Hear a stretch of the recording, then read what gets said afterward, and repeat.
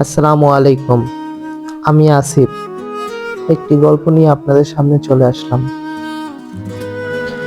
ভোরের আলো ফোটার আগেই আমরা উঠে পড়ি। অন্যদের মতো আমাদের চায়ের কাপ দিয়ে দিন শুরু হয় না। দিন শুরু হয় শৃঙ্খলা আর দায়িত্ব দিয়ে। দেশের জন্য শপথ নেওয়া একজন নীরব সৈনিক আমরা। 4 বছর আমরা কাটালাম কঠোর প্রশিক্ষণ, পাহাড়, জঙ্গল আর রাত জাগা ডিউটিতে। কেউ জানে না প্রতিটা রাতে মায়ের মুখটা মনে পড়ে।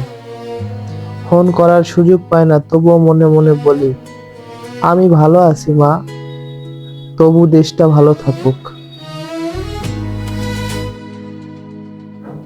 একদিন হঠাৎই আমার চাকরিটা শেষ হয়ে যায়। ইউনিফর্ম খুলে আলমারিতে রাখি দিই। মনে হয় যেন পরিচয়ের একটা অংশ হারিয়ে গেলাম। চারপাশে মানুষ জিজ্ঞেস করে, এখন কি করবি?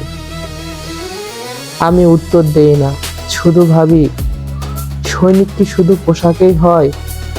কয়েকদিন পর গ্রামের স্কুলে যাই।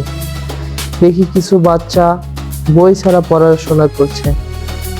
নিজের সঞ্চয় দিয়ে আমি তাদের জন্য বই কিনে দিই। প্রতিদিন বিকালে তাদের শৃঙ্খলা, সততা আর দেশপ্রেম শেখাই।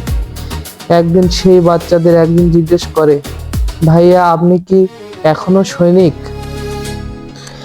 আমি হেসে বলি, হ্যাঁ, তবে এখন আমি মানুষের জন্য লড়ি।